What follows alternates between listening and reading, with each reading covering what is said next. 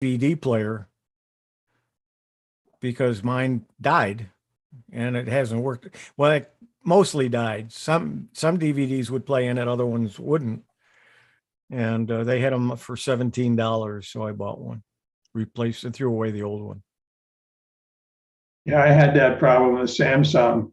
I had a Samsung DVD player, and they suddenly sent out a message that says they're no longer updating it.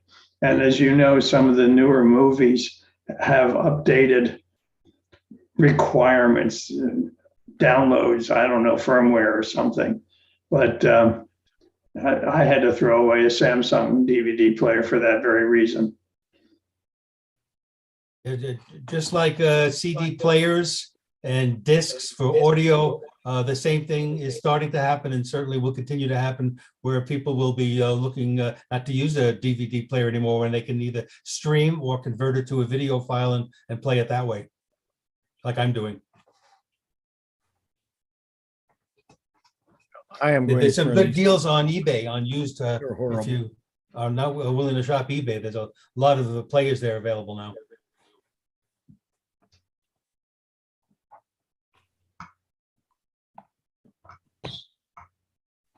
Just want to let everyone know that Bill James bought the latest and best S22 phone. So he's going to be giving us all sorts of updates on the latest and greatest in phones. Thank It's you. not the Get that out of the top. box. It's not the Ultra. It's the S21 Plus, the smaller. Oh, I thought you got the Ultra. No. It's too big for me. Oh, So okay. I always have the other one I had was a 20. I always buy the pluses and they are just about, and the new one is slightly smaller, so that's even better. Ah. But the Ultra is that huge big thing, and I don't really have a. I think that's the one Chris Gould. I think she got the Ultra. Yeah, Yeah. it has a better camera, but I'm not into taking many photos. But Yeah. so I'm enjoying my Pixel 6. It seems okay, but I like my Pixel 3 too, but it's cool.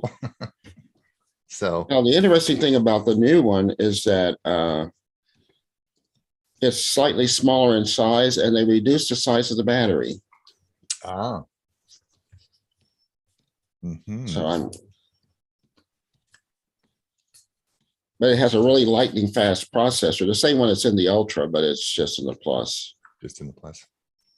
Are you talking Samsung? Yes, I'm it just very came. pleased. I'm very pleased with my Samsung S21 Plus, especially because it was free and it does everything I want a phone to do. Yeah, the S21 Plus is a nice phone. Yeah. But Pardon, I should correct that. It's an S21. Joanne has an S21 Plus. and you have the Ultra. No, I have the straight S21. I don't really need an Ultra. Okay, gotcha. The deal was that Samsung offered me $700 for my 21 Plus, and so I just spit and bought the new one, The 22. the 22. That sounds great. So Welcome everyone. If you're here and you just logged in and you haven't been here before, we're just sitting here. This is Tech for Senior. We're just sitting around chatting, having a good time until the show starts at 9 o'clock, or sorry, top of the hour, wherever you might be. It might be a different time zone. So if you are new and you want to say hello, let us know where you're from. Please raise your hand. There's a little reactions bar down. There's a little, you can go down to reactions at the bottom there and raise your hand, or just yell or scream or shake something and we'll say hello. And so we're sitting around, but the show will start at 9 o'clock. So that's what we're doing. And if you have any questions you want to ask our learned group today, any questions? Jenny, go ahead. You've got a question. I do. You know, I thought I was the oldest. I'm definitely the dumbest. But I watch you Monday and Thursday. Unfortunately, on Thursday, why don't you have a direct click for Facebook, since all the information is on Facebook? I can click on YouTube, but I can't chat if I see you on YouTube. I've tried to do whatever it's asking me to do, and Google refuses to recognize AOL. It wants me to use Gmail, and I won't do that. But anyway, why don't you just have a quick click for Facebook like you do for YouTube? It should be there. It's just right on our Facebook page. All you'd have to do is bookmark the Facebook page, and it'd be a one click right to that location because it's broadcast on the Facebook page. I have a terrible time getting you live, and I can get all the episodes, and I can get anything on YouTube, but I have so I don't know what I'm doing wrong. And like I said, I'm really dumb when it comes to a lot of these things, because I don't know how old Bob is, but I'm going to be 90 in July. No, you got me beat by a couple of years. Okay. I'm 80. Over two. I'm 81. Yeah. Dewey's Oh my God, 87. you're a youngster. Yeah, Dewey's 87. So you are, as far as I know, the oldest here. Well, you all really kept me entertained, because I found out last year I had cancer, and I went through all the chemo with very few side effects. But looking forward to Monday and Thursday was very beneficial to me. Jenny, do you go to our Facebook page at all? Yes. Because on Thursday, when you go to the Facebook page, it will be right there. Okay. Well, the other thing that has happened, you really need to say the date that the show is, because unless I know who's on it, because one Thursday I'm watching you, and then suddenly realized it was the show from the week before. So as I said, I just have a hard time trying to get to you on Facebook. I don't have a problem on YouTube. I just can't chat. And of course, I don't chat that often. Yeah. The chat is a problem. But really Jenny, can't. just try You and really go can't. You can only message us on Facebook on Thursdays, Yeah. because it's not like the Monday show. Monday Right. show Oh, is, and I is- understand right. that. Yeah, I mean, it's strictly write it, it's not Yes. talking, Right. but I can't, it won't let me. If that's on YouTube, it will not. It wants me to do something with YouTube. But anyway, thank you all. Well, thank you for listening. That really you just made my day. That's great. I'll have to remember. I don't remember. Do you remember, guys, if I say the date on our show on Thursday? When I do my little intro, when I say welcome, blah, blah, blah. I do on Tech for Seeing on Monday, this show, I always say, and this is, and I'd say the date. I don't remember if I do that on Thursday. Jenny, that's a good point, and I'll endeavor to mention the date at the beginning of the segment. And catch me on that. If I don't do that, let me know next week. Thanks so much for watching. That's great.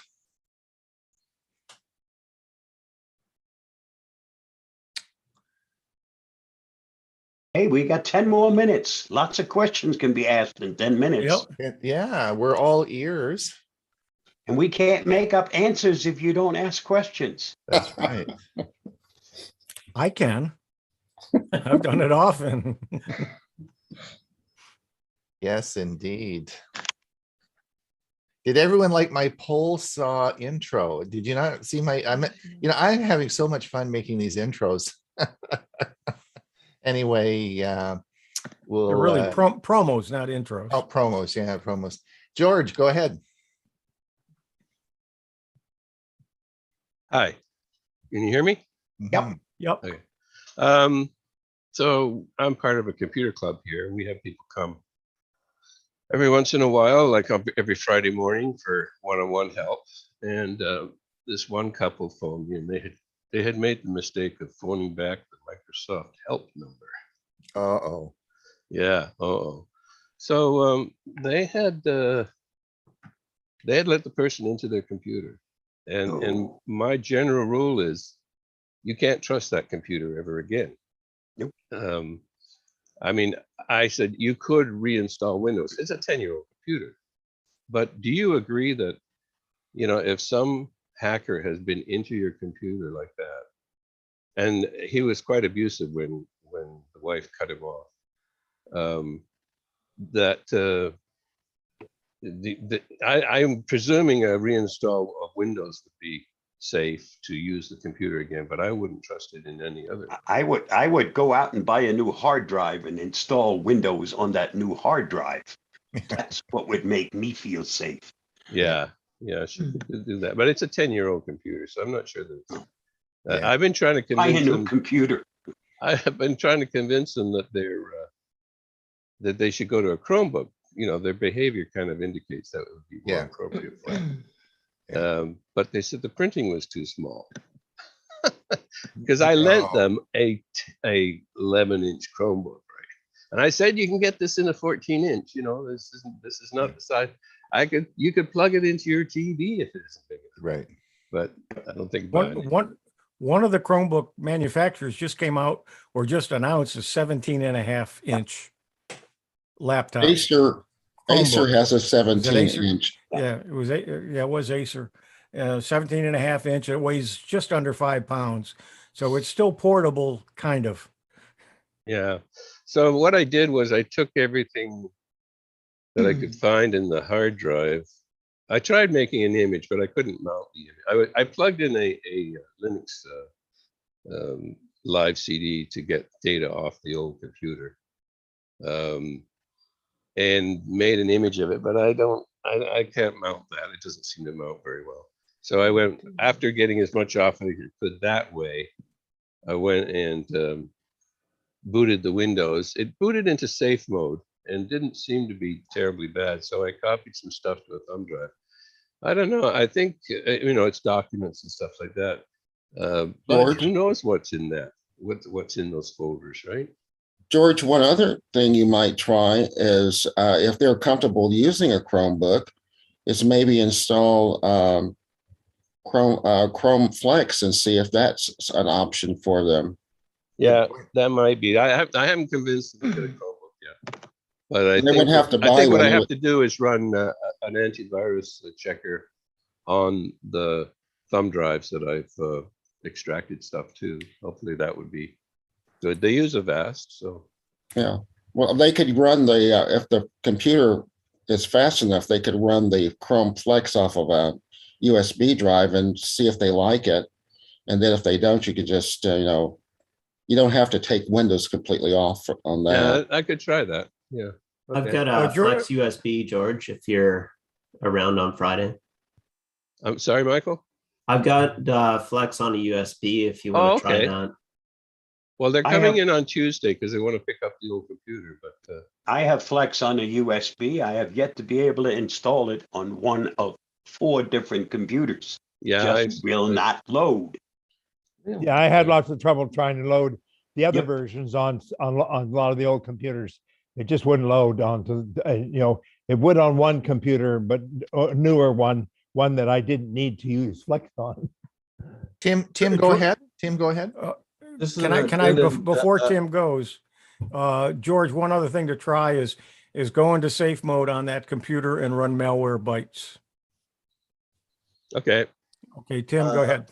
This is an addendum to George's comments about an old computer that got hacked. Last year, a non-member approached me after going 4 or 5 other different ways with an infected computer. And this person even got 2 other computers. All of them got infected. They had his number, whoever they are. And bottom line is, in trying to help him out, and I'm not a cybersecurity expert, I found out that these bad guys have more ways of hiding a bit of code on your system. It's scary. Just replacing the hard drive may not be adequate. They now can even get into your BIOS to infect that. They can take your printers that are attached by USB at least and infect them as well, et cetera, et cetera. You have to be on your toes when it comes to online security. Otherwise, don't get online. Yeah, I don't know. Thanks a lot, guys. Bobby, go ahead. Okay, can you hear me? We can. Yes. Okay. Bob was talking about C Cleaner for the iPhone. Can you show me the icon? Because I've searched for it and I cannot find the C Cleaner icon that matches the one that I use on my computer. There's several cleaners there, but I don't know that they're the C Cleaner. That's for what device? Bobby? iPhone. An iPhone. Okay, give me a second. I'll get it posted in the chat. Thanks, Bob. Well, we've got 2 minutes before the show starts. Has anyone got a 2-minute question? We'll, yeah, we had a lot of trouble at our computer club when I was doing support work there with even Canon printers, and people would go online and do Canon support and they'd get the wrong stuff, and it ended up bad guys would log into their computer and it was really a problem. Dale, go ahead. Dale? Yeah, I was wondering if you had, maybe you'll get this in the email, but if you have emails that you want to save because they're like sort of like a document, you know, verifying something, how do you download those so that you can eliminate the rest of them you don't need? Let's put it that way.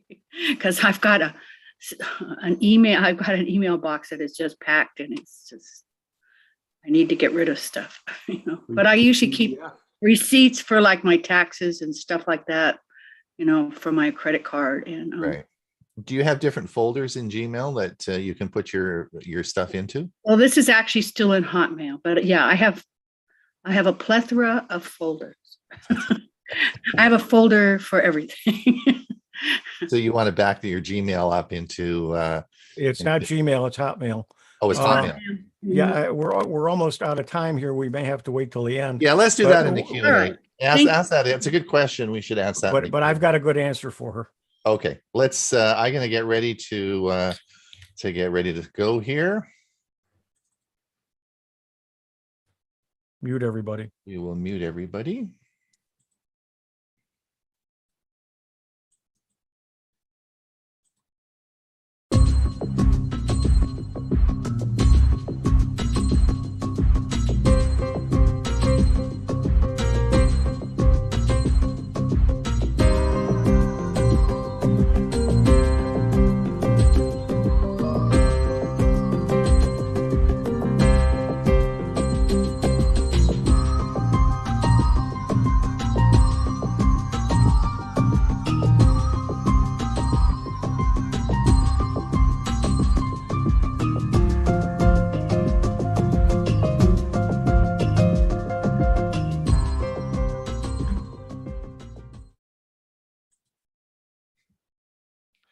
Tech for Senior, episode 102, March the 7th, 2022. Thank you everyone for coming. We have today about 85 guests. I want to thank you again for being here. It's your enthusiasm and you're the reason that we continue to put the shows on and make all these videos and have a great time. So thank you for coming. Thank you for all our friends over on YouTube. As you know, this show is also streamed to YouTube, and we do record it so you can watch it. Should be uploaded and ready to go by this afternoon, and so you can watch our recordings. And we have 101 recordings now of the show, so you can play it and play it and play it and listen to us forever and ever.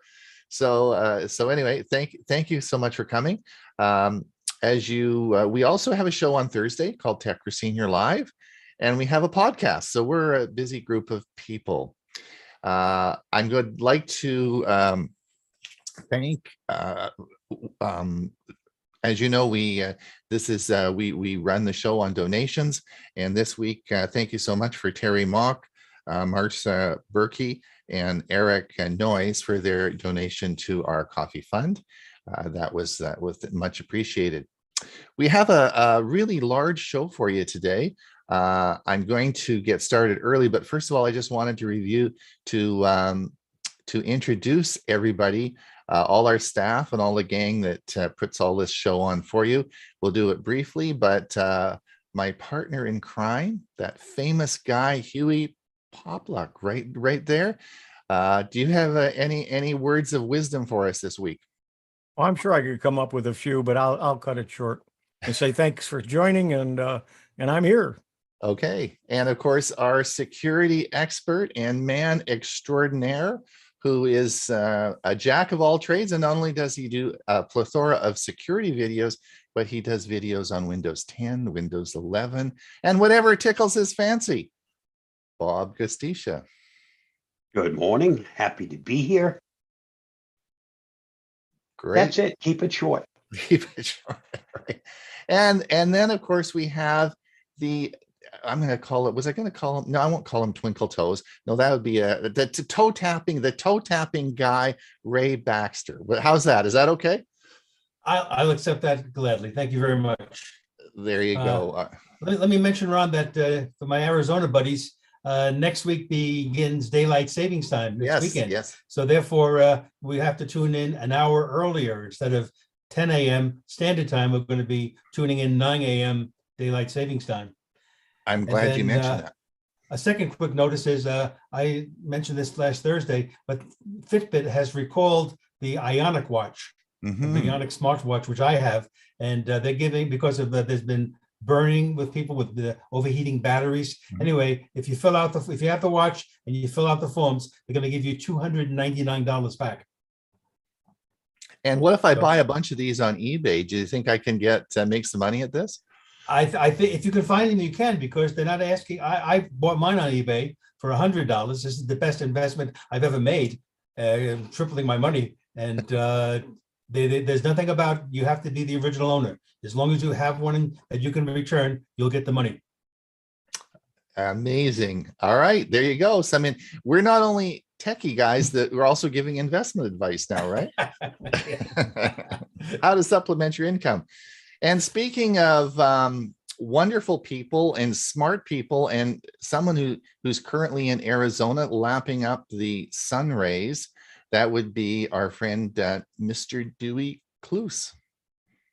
Greetings. I'm doing just fine. Happy to be here. Thanks so much.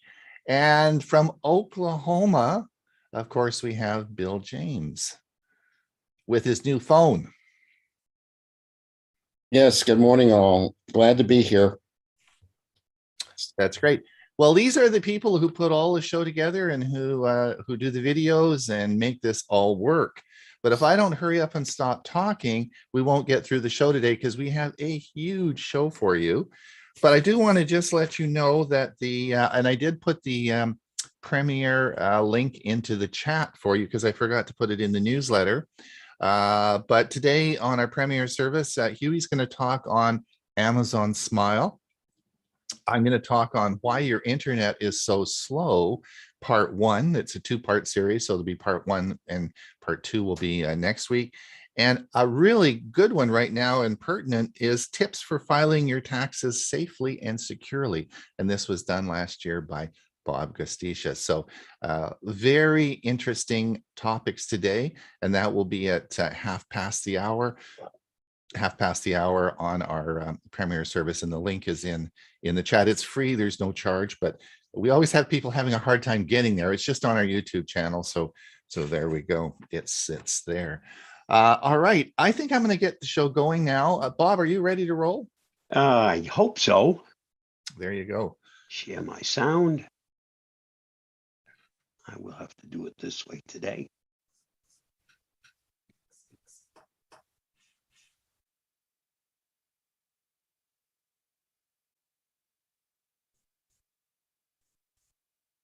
Here is the Avast Security News Roundup for the week ending March 4th, 2022. NVIDIA allegedly hacks back. Shortly after South American hacking group Lapsus took credit for the cyber attack that stole 1 terabyte of data from microchip company NVIDIA, a Lapsus member claimed on the group's Telegram channel that NVIDIA had struck back with ransomware. A spokesperson for NVIDIA told ZDNet that the hackers had begun leaking the stolen data online, publicly sharing the company's proprietary information as well as employee credentials. The NVIDIA spokesperson did not comment on the alleged ransomware counterattack, but a Lapsus member referred to it online, posting, "They were able to connect to a virtual machine we use.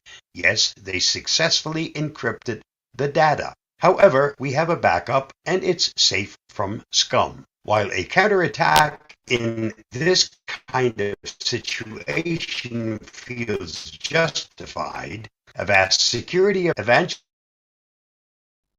Louis Carones reminds us that this is a slippery slope. Hacking back is a delicate subject, he said. We have to remember that most hacking actions are illegal, which here means that NVIDIA would have committed a potential crime. Handing all evidence to law enforcement is better in the long term to help identify and arrest the criminals behind the original attack.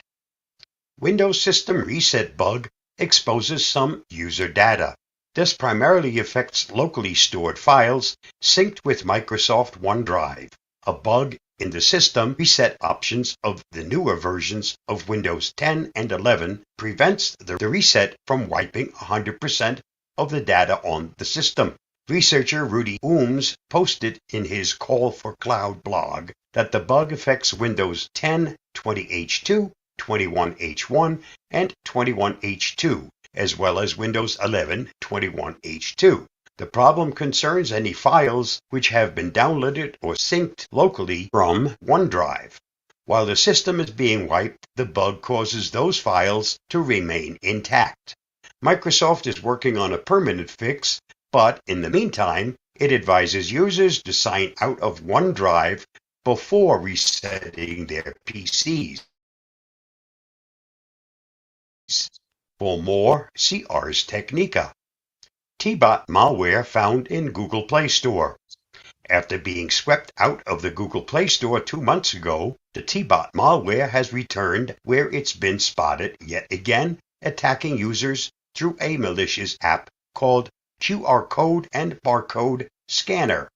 Online fraud management and protection company Gleefy reported that the malicious apps sneak through Google's security screening because they are only droppers. Plus, they actually perform the function advertised, reading QR codes. Once the app is installed on a device, it requests permission to control the device and install new services. If granted those permissions, the app then pulls in the T-Bot malware from an external website. Read more at Bleeping Computer. Soli Radar will level up nonverbal reactions with AI. Google Advanced Technology and Projects released a video this week that documents its latest Soli Radar project, which focuses on nonverbal interactions. A mesh network of Soli Radar sensors combined with machine learning can be used to capture sub-millimeter motion, such as the tilt of a head or the flick of a finger. Possible application of this new tech include being nested in smart speakers or other devices in order to detect users around them, perhaps activating or waking as the user approaches, or giving reminders as the user leaves. For more on this story, see Tech Radar. Patch released to fix PJ/SIP bug. After security firm JFrog disclosed 5 memory corruption vulnerabilities in popular media library PJ/SIP, an open-source embedded SIP protocol suite that supports audio, video, and instant messaging services, the company released a patch, version 2.12, PJSIP supplies the API used by popular communications platforms like WhatsApp and BlueJeans. The vulnerabilities, when exploited, could allow arbitrary code execution and denial of service in applications that use the protocol stack. Read more on this story at the Hacker News. Russian company outsourced the main components and EV chargers to a Ukrainian company. The electric car chargers along one of the most important freeways in Russia are all down Monday after the Ukrainian company tasked with building the main components in the chargers used backdoor access to hack them, shut them down, and program anti-Putin, pro-Ukrainian messages to scroll past on the screens.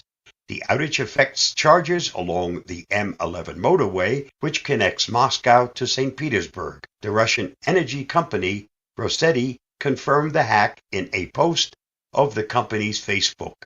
Read the whole story at the link listed.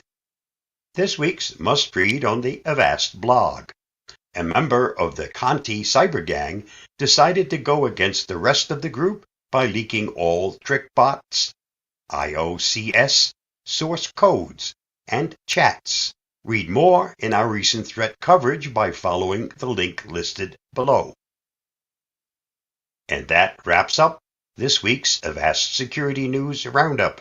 Stay safe, stay secure, and I'll see you again next week. Bye-bye. Thanks, Bob. That was great. You'll go on to your second segment now? Yep. Okay.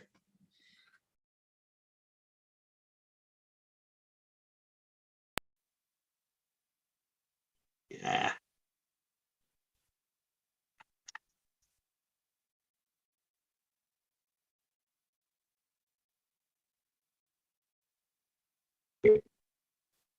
Shoot.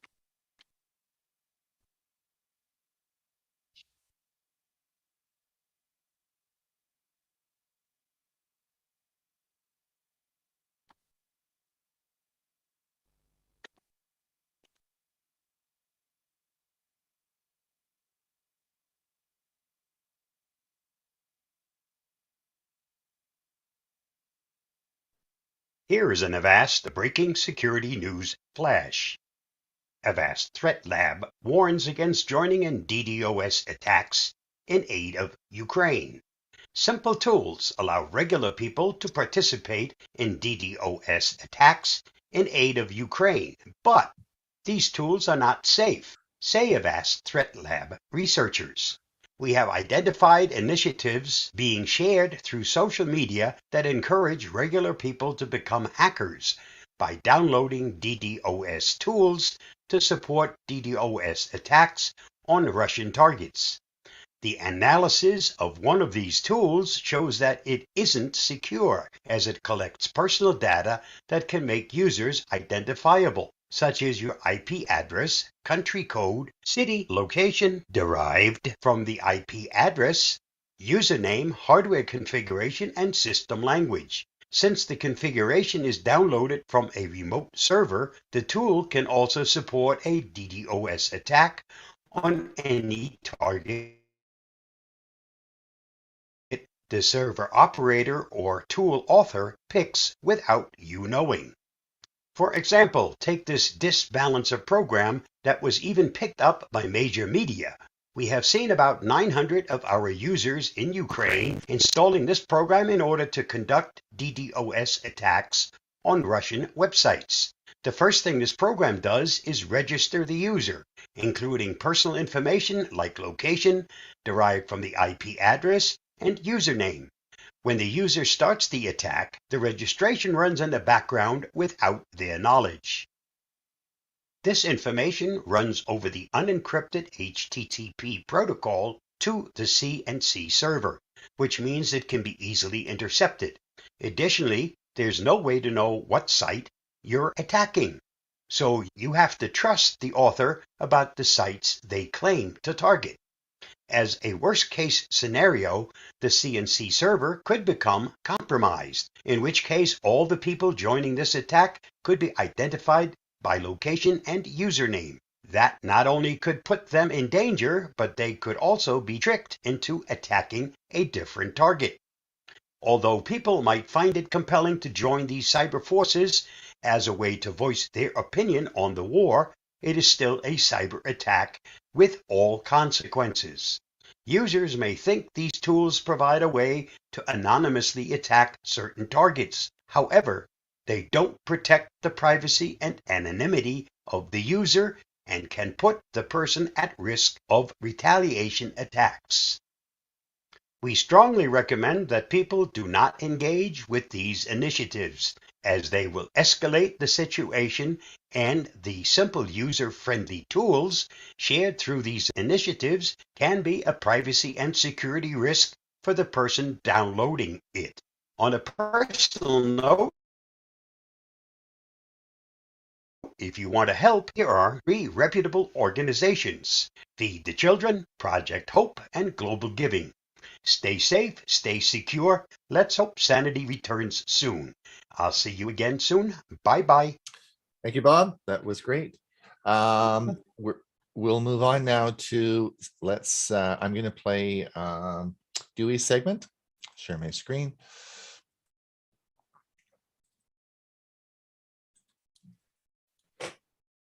Good morning, friends. I'm Dewey, and my Tech Talk topic for today is Wi-Fi routers versus mesh networking. Several weeks ago, I took you on a router journey from the 802.11 AC standard, which was renamed Wi-Fi 5 by the Wi-Fi Alliance, to Wi-Fi 6 and Wi-Fi 6E. The IEEE has already set the standard for Wi-Fi 7, and 3 companies, Qualcomm, Broadcom, and MediaTek, are now developing the necessary Wi-Fi 7 chips. You may expect Wi-Fi routers and mesh systems in 2023. We tend to think of routers in terms of being a single standalone device that provides 4 wired data connections, and very importantly, also provides a wireless radio connection that employs the 2.4 gigahertz and 5 gigahertz frequency bands of spectrum for data transmission and, of course, for the internet. Yet there are several other router-related devices that provide connectivity in one manner or another. Now, these devices might include access points, tri-band routers, and of course, mesh networking, a relatively recent entry into the consumer market. A ZDNet article in mid-2021 had some good information I'd like to share with you. The article's author, Charlie Osborne, suggests that mesh network Wi-Fi systems per se are not automatically better and may even be overkill for some users. A Wi-Fi router acts as a central hub for data transfer and internet connectivity, and is generally more affordable than mesh network products. In addition, it may be easier to set up, though the newer ones are pretty easy to set up. Also, since home Wi-Fi routers use just a single point of access, distant areas can have slower, spotty, and unstable connections. Often a Wi-Fi range extender is a cheaper solution than investing in a mesh network. It bears mentioning that gamers and live streamers, especially those downloading large files like movies, should stick with wired Ethernet connections if possible, because they usually perform better than Wi-Fi. Another problem could be Wi-Fi channel overload. Unless extenders or channel separation features are used, too many connected devices may result in overloading and dropped channels. Regarding Wi-Fi channels, I found an interesting graphic at ekahau.com that may help you to better understand Wi-Fi channels in the used 2.4 gigahertz and 5 gigahertz bands, as well as in the 6 gigahertz band that, as you know, is used in Wi-Fi 6E. For your information, the Ekahau Company of Reston, Virginia does Wi-Fi design and spectrum analysis for business. My apology for the very low resolution of this graphic. The upper left 1/3 of the graphic shows the 11 channels in the 2.4 gigahertz Wi-Fi band. The lower 2/3 shows the 5 gigahertz Wi-Fi band, which may have up to 165 channels. So this graphically illustrates the humongous difference between those two frequency bands. This graphic adds in the Wi-Fi 6E 6 gigahertz band at the bottom, which may have up to 233 channels, more than double than in the 5 gigahertz band. Both Wi-Fi 6 and Wi-Fi 6E do allow for channel width from 20 megahertz to 160 megahertz, and bandwidth is always very important. While traditional routers are singular centralized access points, mesh networking products or devices such as mesh Wi-Fi routers, dual band or tri-band mesh Wi-Fi, and whole home mesh Wi-Fi are decentralized. Instead of connecting to a single gateway to the internet, mesh networks are created using multiple nodes. In other words, mesh modules that each provide web connectivity or data transmission. For example, you could have a central hub in your home office and then have satellite nodes in the kitchen or bedroom. The main benefit of a mesh network is extended coverage. A mesh setup, when used in larger properties with a lot of square feet, easily remove dead spots. Since devices now connect to the nearest satellite node rather than to a single central point of access, a mesh system helps assure that you'll always be able to connect. Last April, I advised our son-in-law in replacement of their traditional router with a 4-module Amazon Eero brand mesh system that covered his family's cabin located on a 200-foot by 200-foot lakeshore lot in Wisconsin, very large lot. It turned out well. Previous old router dead spots happily disappeared. In fact, they even have a module down at the boathouse by the lakeshore, and our daughter and son-in-law just happily have internet access if they want it when they're bathing in the sun, shall we say. As with most everything else, mesh networks can have their disadvantages. They are nearly always more expensive, and each mesh set has its own power supply. You're willing to put out the big buck, tend to emphasize coverage over speed. Whether you now another point is whether you choose a traditional Wi-Fi router or a mesh networking system, most experts agree that MU-MIMO, which stands for multiple user, multiple input, multiple output, should be kept in mind. Some, though not all routers, use this technology to improve the speed of data transfer when multiple devices are connected simultaneously. I need to mention that several screens back, I used the term dual band or tri-band mesh Wi-Fi. Of course, we all know that dual band uses the 2.4 and 5 gigahertz bands. The term tri-band refers to routers that have a third band on the 5 gigahertz channel, and it's at 5.8 gigahertz. And I had never heard of that. So this is kind of some new information. A quick search at Amazon revealed numerous models of tri-band routers, typically in the $100 to $300 range, and tri-band mesh systems costing several $100s more. Well, that's my Tech Talk story for today, and I'm going to stick with it. Maybe I'm just stuck with it. Well, anyway, thanks for watching. Stay safe. Have a great day, and the good Lord willing, we'll see you next week. Thanks so much, Dewey. That was great. For those of you who are interested in that topic, on the Premier service today, I'll be talking on the two-part system of how to improve the speed of your internet, and that I go over that as well. So if you are interested, you might want to make sure you watch our Premier service today. All right, I'm going to save you some money. Let's see how to save money on Amazon. It's Ron Brown with Tech for Senior. Hopefully you saw my intro for today's show. Yes, this is my new Greenworks pole saw, and here I am telling you how I save some money. So let's have a look at this. I saved $50 on this purchase on Amazon, and I wanted to show you how you can make a lot of savings when you do your Amazon purchases. So let's have a look at this now as I made my purchase consideration. So let's come over and look at the Amazon webpage. This is amazon.ca, so this is in Canadian pricing. This is the Greenworks 6.5 amp 8-inch corded pole saw with case. I'm going to click on this, and this brings up our item that we want to purchase. Now, if we look up at the top, you'll see it says that I purchased this item on February the 18th, 2022. So the list price of this is $129. It's also Amazon's choice. And if we come down and look at Keepa, which is the price tracking that I've talked about before, you'll see, of course, that there is a wide fluctuation in price over the past year. And in fact, if you look at the graph here, you'll see that currently it is, of course, at $129, but it is also available around $81 if you look at the bottom line here, indicating another deal somewhere.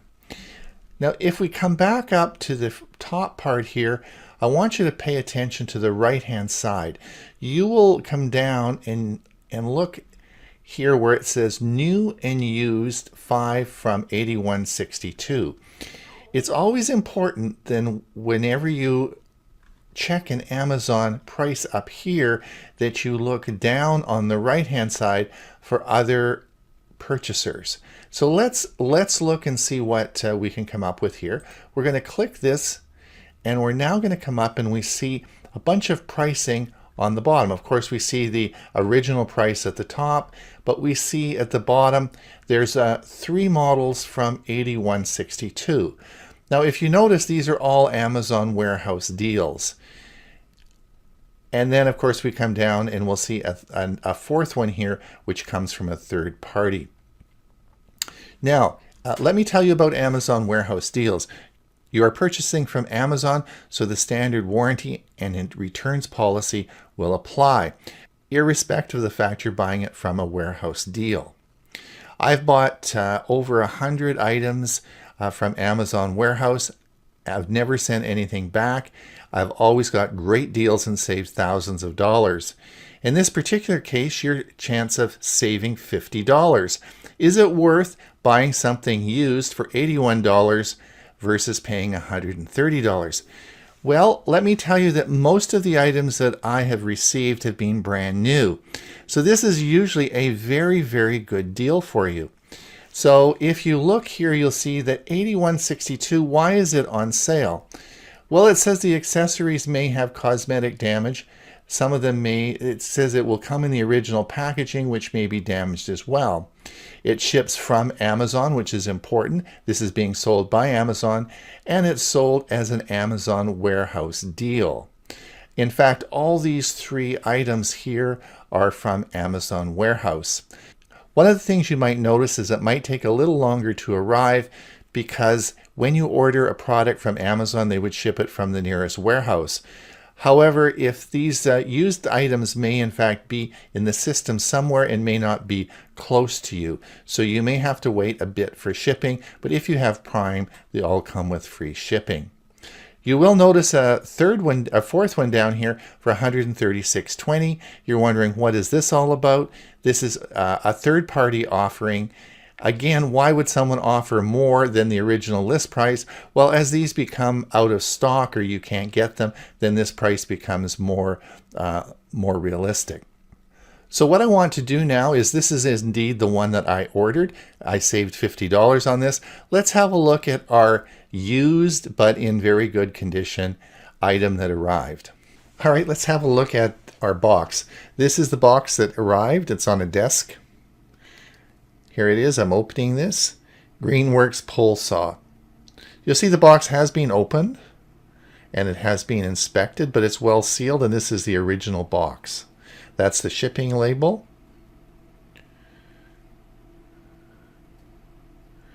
And as we look around here, here's the inspection, the Amazon inspection. Let's open it up and see if it's a new product. I'm going to open the end of it.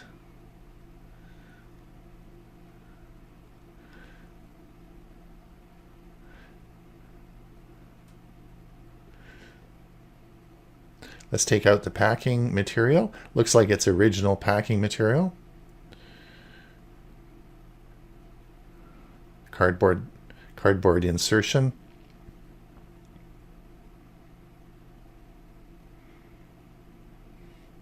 And here comes all our material out. And again, it looks brand new. Let's take off the plastic wrapping and unzip it.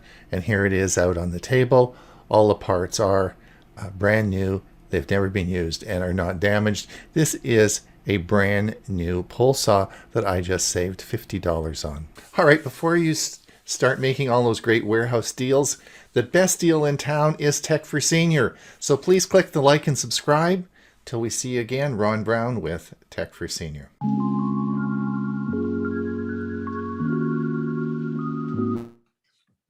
All right, let's move on. And Ray, you have a Windows tip for us.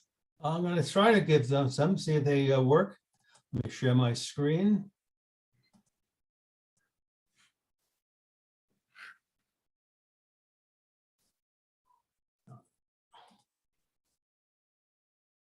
All right, Tech for Seniors Windows tips for today, March 7th, 2022. Okay, good morning, folks. Today I'm going to cover some more Windows tips, see if I can find at least one or two that might be helpful for you folks. If you're like me, sometimes your desktop screen gets too crowded because you have too many windows open at the same time. Now you could restore down each open window one at a time, but the quicker way is to bring your mouse pointer to the very right-hand bottom corner of the screen and left click. This will restore down all the open windows at one time. So let's say I put my mouse way down in the bottom here and then just give it one click. And there they are. All of the windows have been restored down.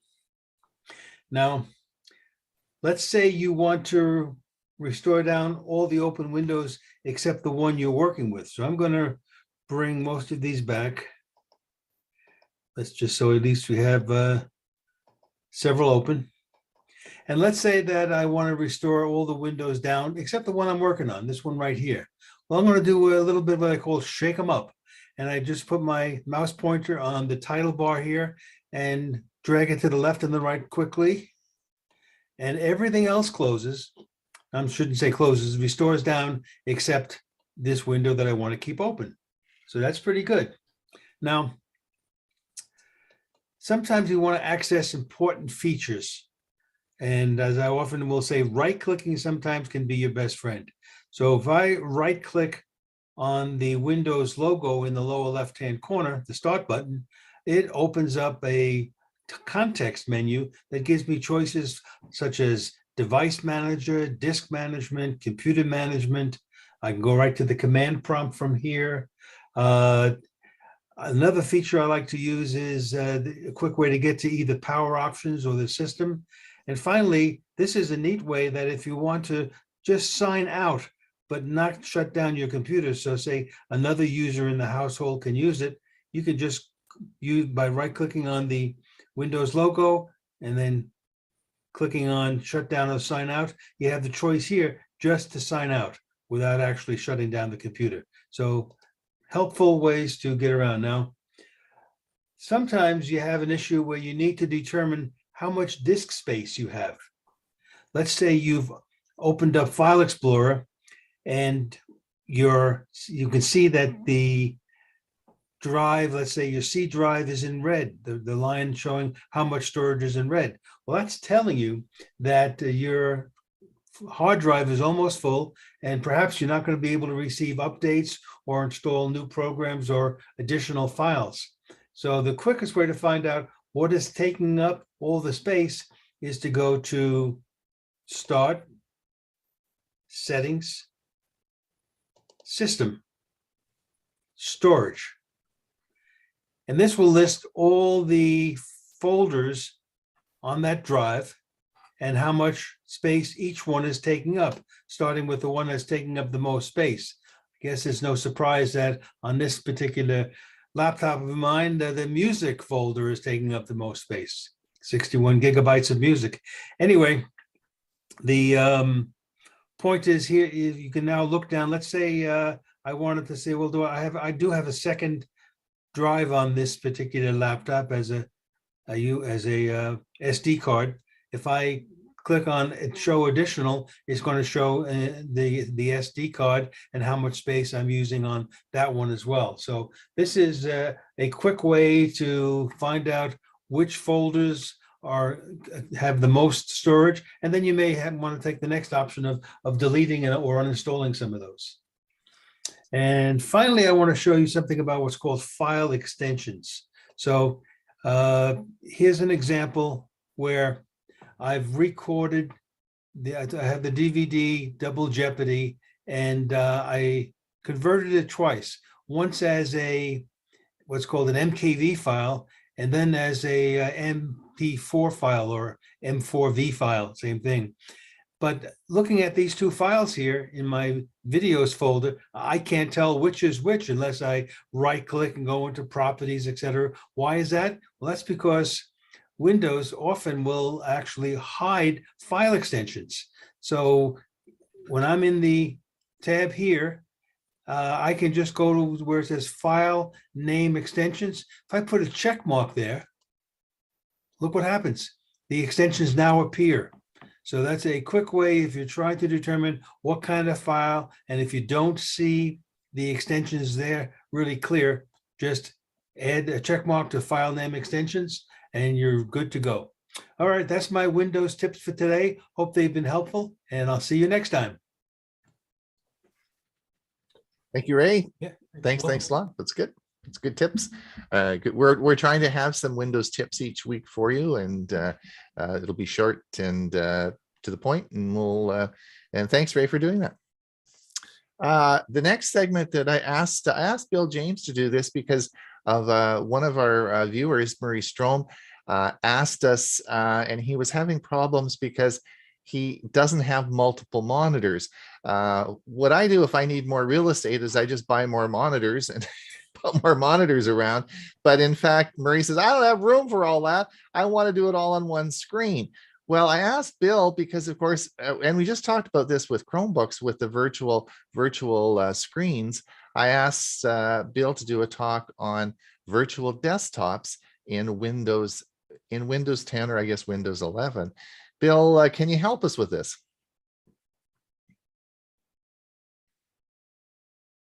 Bill, hello, Bill. I sure can. Let me share my screen.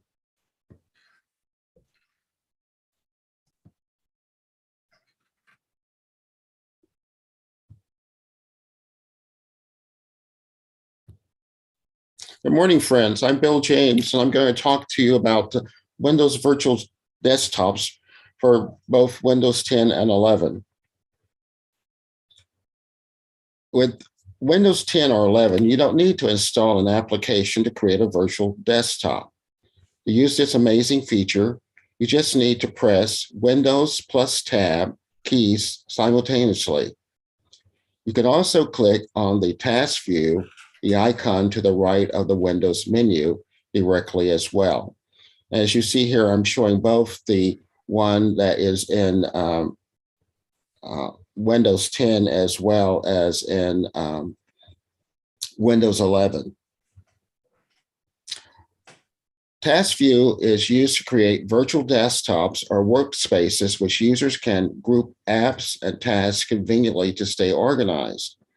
You can create multiple workspaces which act like virtual desktops. You can also use Task View to organize your work, which reduces clutter and makes your desktops easier to navigate. If you keep a lot of apps open at once and you want to separate them by task, using virtual desktops or workspaces may be useful. For example, you could have your communications apps, such as email and your chat programs, on one virtual desktop, and work you are doing on a different desktop. It helps you to quickly locate and hide all windows and show desktops, and to manage windows across multiple displays or virtual desktops.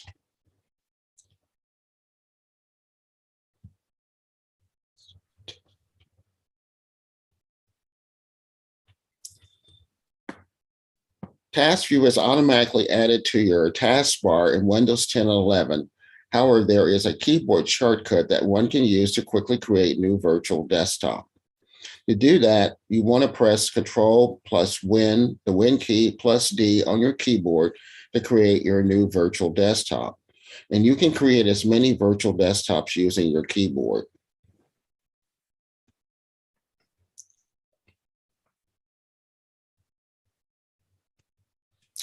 Windows 10 virtual desktop shortcuts can really improve your work efficiency, provided you know how quickly to switch between them.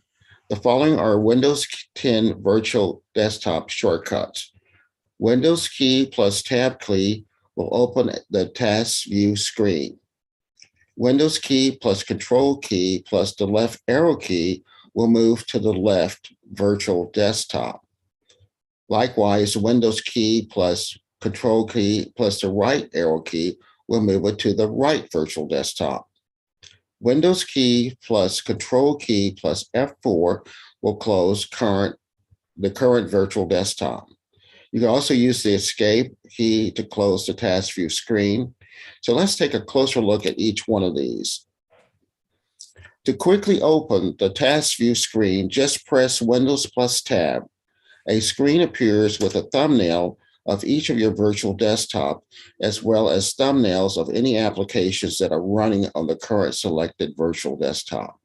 You can also open this window by clicking the Task View button on the taskbar. In Task View, use the Tab key to move the cursor between the list of virtual desktops at the top and the application windows thumbnails below. Use the arrow keys to move the cursor and then press Enter to select the desktop or application window you want to manage. To quickly create a new virtual desktop, press Control plus D at any time and you'll be taken to the new desktop immediately. Alternately, you can click New Desktop in the task view. Press Windows plus Control plus left arrow key to switch to the lower numbered virtual desktop, or Windows Control plus right arrow to switch to the higher number one. For example, if you're on desktop 3 and you want to switch to desktop 4, you would press Windows plus Control plus right arrow key. To close the current virtual desktop, press Windows plus Control plus F4. Any windows you have open on a desktop you close will appear on the virtual desktop numerically just above the one you closed. For example, if you're running Notepad on desktop 3 and you then close desktop 3, Notepad will appear on desktop 2. You can also close a virtual desktop in the task view by clicking the X on the thumbnail. You can use the Escape to close the task view. If the task view is open and you don't want to switch to another virtual desktop, just press Escape. You will then return to the desktop you were viewing when you open Task View. Currently, there isn't any keyboard shortcuts to remove an application window from one virtual desktop to another. For now, if you want to do this, you want to activate the task view, then drag and drop the Windows thumbnail onto another virtual desktop thumbnail with your mouse. It will appear then instantly, and you can also right-click a Windows thumbnail and then select a destination in the Move To menu. There are some differences between Windows 10 and 11. The virtual desktop features gets a makeover in Windows 11, and here's how to organize and customize them in Microsoft next generation OS. Introduced in Windows 10 with the built-in Task View button on the taskbar, the feature has been revamped for Windows 11. Gone is the Windows timeline that showed your recent activity. In its place is a much sleeker and simpler desktop icon. When you want to view your virtual desktops, you can manage your desktops by clicking the desktop icon on the taskbar. It looks like two gray squares which will display all your open programs and any virtual desktops you have created. Or you can also use the Win plus Tab shortcut key. Windows 11 also has a rollover feature that lets you hover over the desktop icon to view existing desktops, reorder them, and create new ones.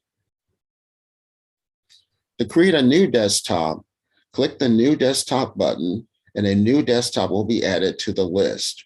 Or use the keyboard shortcut Win plus Control plus D. It's the same shortcut that we used in 10.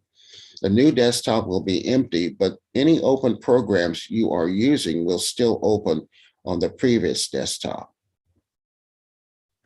To rename open desktops, click the default name, which is Desktop 1, Desktop 2. This also would apply in Windows 10 as well. In the small preview image and enter the new name, or right-click on the virtual desktop thumbnail preview and select Rename from the context menu. Label them by the purpose or specific project, for example. With multiple desktops, it may become hard to tell them apart. You can organize open desktops by dragging them into your preferred order from the list on the bottom of the screen, or right-click a desktop and select Move Right to change the order. Use the Win plus Control plus left/right arrow shortcut to cycle between desktop, and the Alt plus Shift left/right arrow to move them. You also can change the backgrounds on your desktops for more visual way to differentiate between the visual desktops. Windows 11 lets you add custom backgrounds to each one. Right-click on the desktop and select Choose Background to open the Backgrounds menu for that desktop. You can choose backgrounds or upload your own, and the background for that desktop will change, while the other open desktops will retain their original backgrounds. If you want to have windows appear across desktops, by default, programs are kept separate from those in other desktops. So you can have multiple tabs open in Edge on one desktop, say for work, and then jump to a new desktop and open a completely different set of Edge tabs for personal use. If you want a specific window or a series of windows to be open across multiple desktops, open the desktop's view. Right-click the app and select Show this window on all desktops. Select Show Windows from the app on all desktops will do the same for every open version of the app. I'm sorry about my visuals. It's a little small, but I think you get the point. You also can drag into another desktop.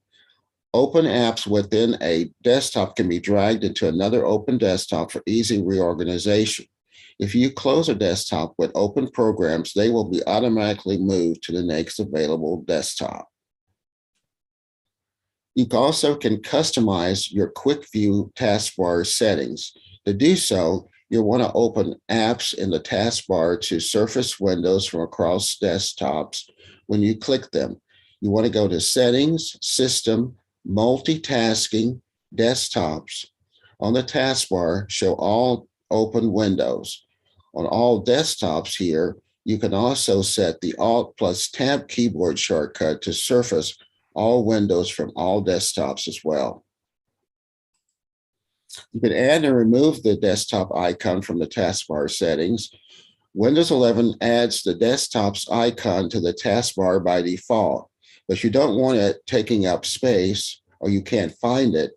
Right-click on the taskbar and open taskbar settings, then use the toggle next to the task view to remove the icon or add it back. Keyboard shortcuts will continue to work whether or not they're visible. You have any questions? I'm Bill James, member of the APCU Speakers Bureau, and thank you for listening.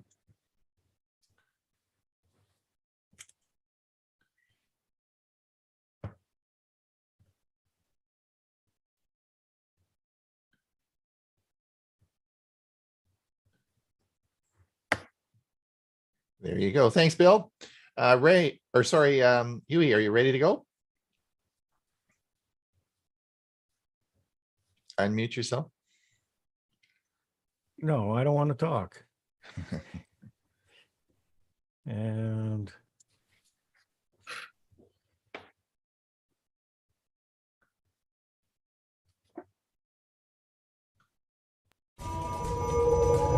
Tech for Seniors present the website of the week with Hewie Poplock. please like this video and subscribe to our channel. Website of the week, number 9. I'm Hewie Poplock. Terms of service. Didn't read.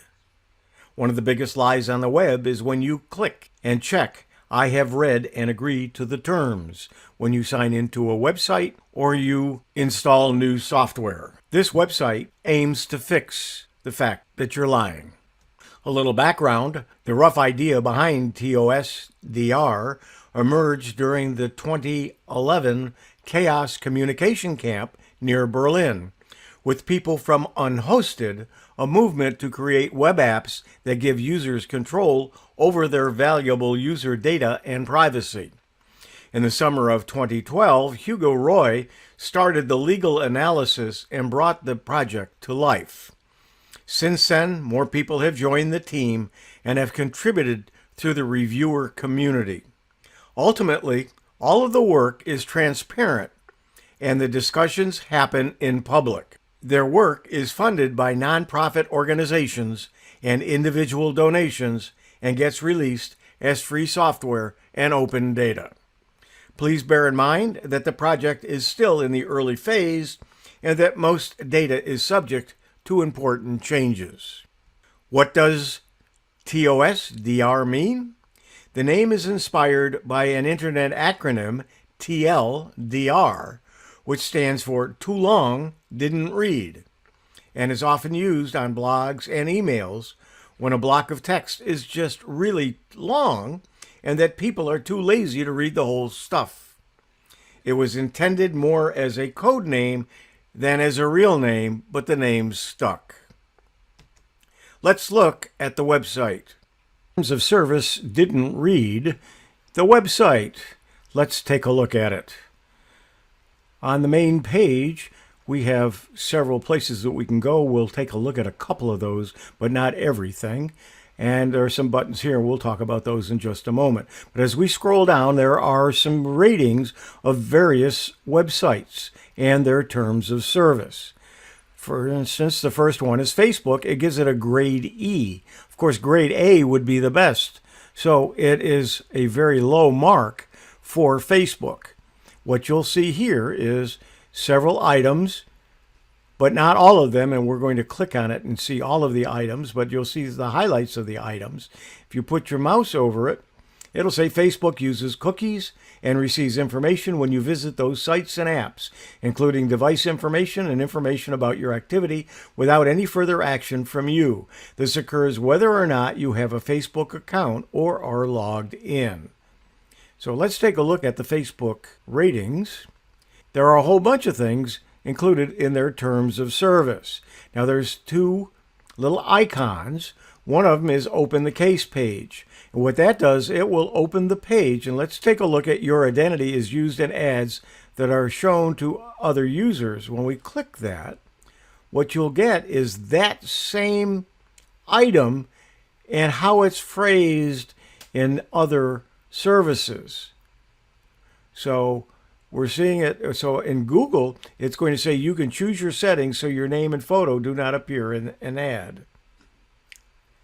And in Facebook, the actual terms include you give us permission to use your name and profile picture and information about actions you have taken on Facebook next to or in connection with ads, offers, and other sponsored content that we display across our products without any compensation to you.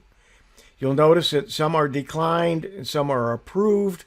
These are statuses set by the people who are actually running the TOSDR, they actually go and read everything that you as a user might update and add, because you can do that, but they check it out first before adding it to each of these lists.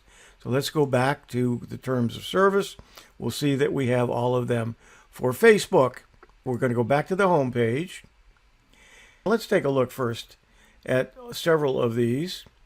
There's DuckDuckGo, YouTube, Khan Academy, Quora, Buzzard, Pornhub, PayPal, Start Page. Start Page is an A. Not many A's on here. Wikipedia, Pinterest, CNN, Spotify, and Apple services. But there are a lot more that are available that may not even have a grade yet. Let's take a look at Evernote, which is a service that I use. Without hitting enter, it went out and looked for anything that started with the word ever. So there was one that there is nothing on, but Evernote, there are some things here that it does show. If I click on Evernote, it shows me all of the items. It's not a long list of items in their terms of service, but you can look at each one and know what they are. And then you can get some embed privacy shields. I'm not quite sure how you would use those, but you can use the codes below to embed a privacy shield into a blog post, your website, or anywhere else. So you could add something from this. But there's no grade yet, but several of the items, you waive your right to a class action. If we click that, you'll see that many items, the right to be represented in a class action exists in the US and some European countries. This is included in several of the services. Now let's go back to the home page. And you can download browser add-ons. There are add-ons available, and if you click that, you can get one for Mozilla, Google Chrome, Safari, Microsoft Edge, or Opera. And on the, let's take the Google Chrome extension. This extension will add a small icon on the right side of your address bar. If you're browsing a website that's not in our database, nothing will appear. Click on the icon to get the summary of terms provided by TOSDR. When you land on a website with very bad terms, a small notification will pop up in the bottom right-hand corner to warn you. You can use the add-ons with your browser instead of just using the website. You can add the terms of services that are not already included, or you can add information to ones that are already there. They are checked out, and then once they're approved, then they become a part of the rating and the information. Then they also have some forums which you can discuss different things as well. You have to sign up for that. Terms of service didn't read the website. Website of the week, number 9. I'm Hewie Poplock. Thank you, Hewie. Thanks a lot. Ray, are you getting ready? For those of you, let me just turn off the feed over to YouTube. Thank you for coming. If you are on YouTube, you can pop over and we'll let you into our Zoom meeting and you can participate in the Q&A. Otherwise, we'll see you next week, same time, same place.